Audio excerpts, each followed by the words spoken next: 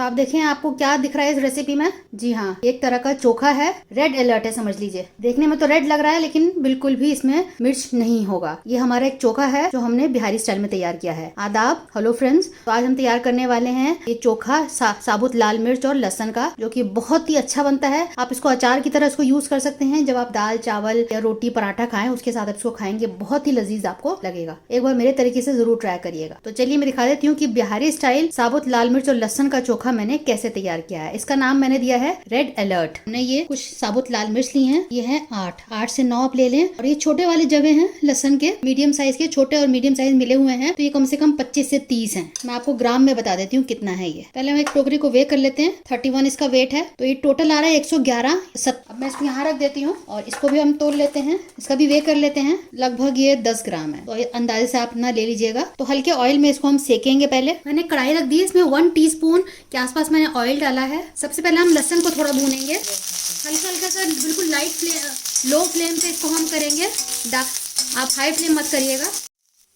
अब आप देखिए कि हल्का हल्का ये ब्राउन हो गया है, बराबर से पूरा ये ब्राउन हो जाए। बिल्कुल लो फ्लेम पे आपको करना है। इससे थोड़ा सा भी और ब्राउन करेंगे, 1 मिनट और लगेगा। इससे सोंधापन आएगा और जो ये है तेल प्रिजर्वेटिव का काम करेगा। कई दिनों तक ये चोखा खराब नहीं होगा। आप बिना फ्रिज के बाहर रख सकते हैं, डाइनिंग टेबल पे छोड़ सकते हैं। अब इतना ब्राउन हो गया है, हम इतने पे सबको निकाल लेते हैं। थोड़ा दोबारा ऑयल डाला है, लो फ्लेम पे इसको भी भून लेंगे।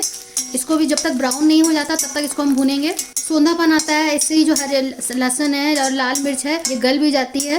लहसुन का गलना जरूरी है, इसलिए हम इसको भूनते हैं, सोंधापन आता है।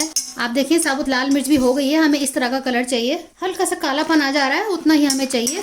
बस अब मैं गैस को ऑफ कर रही हूँ और इसको मैं निकाल लेती हूँ प्लेट में। ठंडा होने पे इसको हम ग्राइंड करेंगे, और ग्राइंड कैसे करना है वो भी मैं आपको दिखाती हूँ। इस तेल को आप फेंकिएगा नहीं, इसका हम यूज करेंगे। ठंडा होने के बाद मैंने इसको ग्राइंडर जार में डाल दिया है, छोटे वाले में। अब इसमें मैं नाप के आपको नमक दिखा देती हूँ, कितना नमक हम ले रहे हैं। 1 टीस्पून है नमक। इसमें नमक थोड़ा ज्यादा जाता है क्योंकि लहसुन काफी है। मिर्च को बैलेंस करने के लिए इसमें हम नमक थोड़ा सा ज्यादा डालेंगे। पता नहीं चलेगा खाने के टाइम में, नहीं लगेगा कि ये ज्यादा है। अब इसको हम दरदरा पीस लेते हैं, यानी कि कोर्सली ग्राइंड करेंगे। अब आप देखिए इसको मैंने दरदरा से पीस लिया है। इसमें पानी बिल्कुल भी नहीं डाला है। इसको लगातार नहीं चलाना है, रुक रुक के आप इसको पीस लीजिएगा तो दरदरा पिस जाएगा। लगातार आप बहुत देर तक चलाएंगे तो बिल्कुल बारीक हो जाएगा, पेस्ट की तरह हो जाएगा, वो हमें नहीं चाहिए। आप देख सकते हैं मोटा मोटा ही हमने करना है। तो बढ़िया सा हमारा चोखा तैयार हो गया है। अगर आप चाहिए तो इसमें आप नींबू डाल सकते हैं, लेकिन हम बिना नींबू के ही खाते हैं। इसको हम ऐसे ही खाते हैं, एज अ साइड डिश। आप जैसे आप अचार खाते हैं सेम उसी तरीके से इसको हम यूज करते हैं। तो बढ़िया सी चटनी है बिहारी स्टाइल में, आप इसको बनाइएगा, फीडबैक जरूर दीजिएगा। हमें आपके फीडबैक का भी इंतजार रहता है। तो हमने इसको सर्विंग बोल में निकाल लिया है। अब ये जो बचा है ऑयल, इसको हम इसके ऊपर डाल देंगे, तो ये प्रिजर्वेटिव का काम करेगा और इससे टेस्ट भी बहुत अच्छा होगा, क्योंकि इसी में हमने भुना है। बहुत अच्छा इससे जायका आएगा। तो लगभग 2 टीस्पून हमने इसमें टोटल यूज किया है इस चोखे में। अगर आप एक बार बनाना शुरू करेंगे घर में सबको पसंद आने लगेगा, बार बार इसको बनाएंगे। अगली बार मिलते हैं किसी नई रेसिपी के साथ, तब तक के लिए शुक्रिया। देखते रहिए शैला दस्तरखान।